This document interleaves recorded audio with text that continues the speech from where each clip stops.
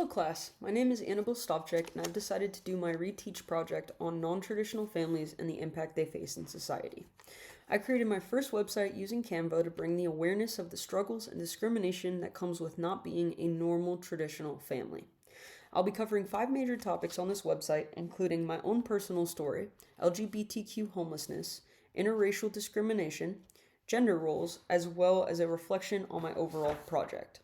The focus of this project is non-traditional families and how they play a significant role in the topics I discussed. Now let's start by looking at my story to understand why I chose this topic for my project.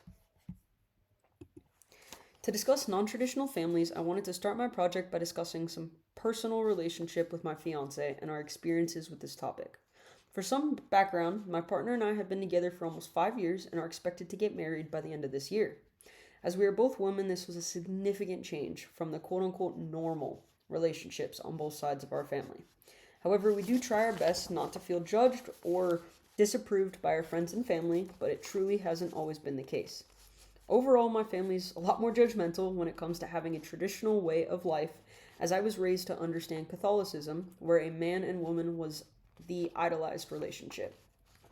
When we first started dating, I got a lot of questions from my family about why I made certain decisions. These choices, such as holding hands in public or really any physical contact, was something that I was taught to question.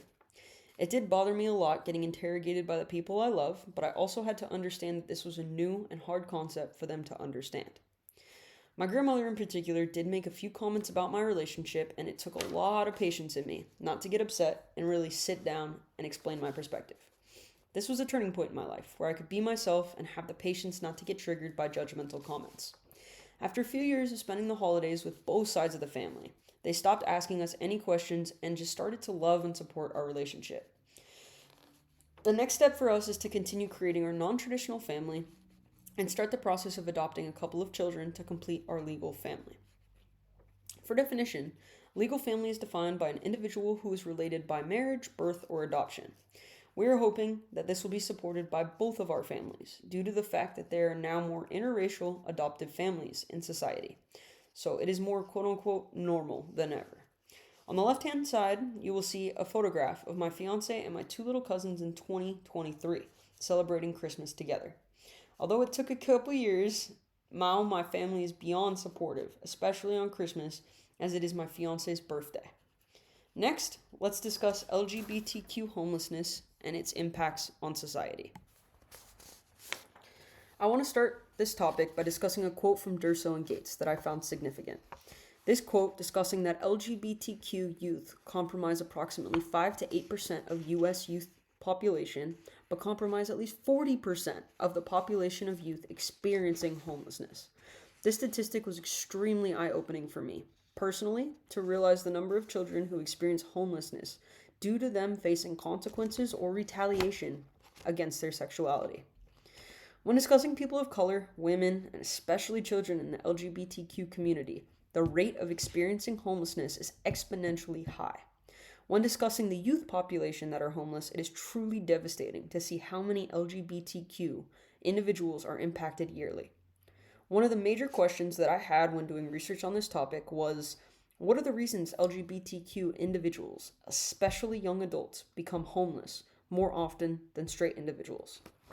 Based on the research I conducted, there was many reasons that individuals who identify as LGBTQ end up being homeless. On the right, you will see such reasons. An example is limited resources and programs from the government, defiance in the normal gender expression, violence and abuse, and even unsafe living conditions.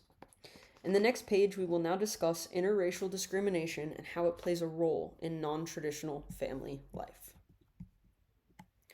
We will start this topic off with a question. Why are Black men and women more likely to experience discrimination when they are gay or lesbian? This was a question I had when reading into research from Turpin, and I was truly able to get my answer through a visual representation. Although there are many factors that play a role in the connection between discrimination and depression, here are some that are most common. Both Black men and women on the LGBTQ spectrum are highly discriminated against due to stigmas from their family and society. They don't have much parental support or understanding, and it's just not as common in Black families due to many factors like tradition, religion, etc. There's a high probability that this will lead to substance abuse, suicidal thoughts, and even depression and anxiety.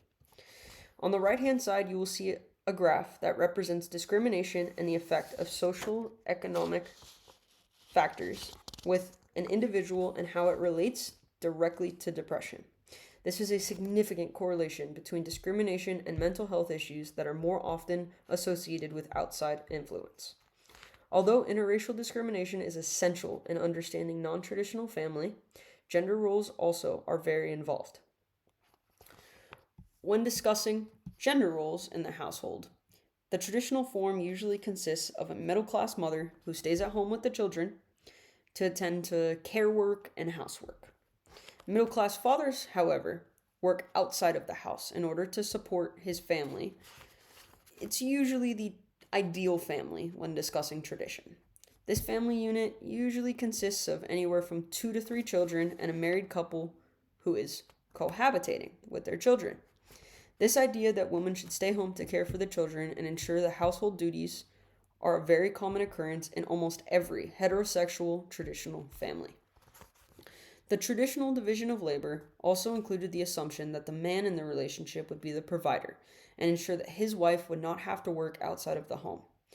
Although this was a common occurrence in a lot of middle-class families, some lower-class families did not get this luxury.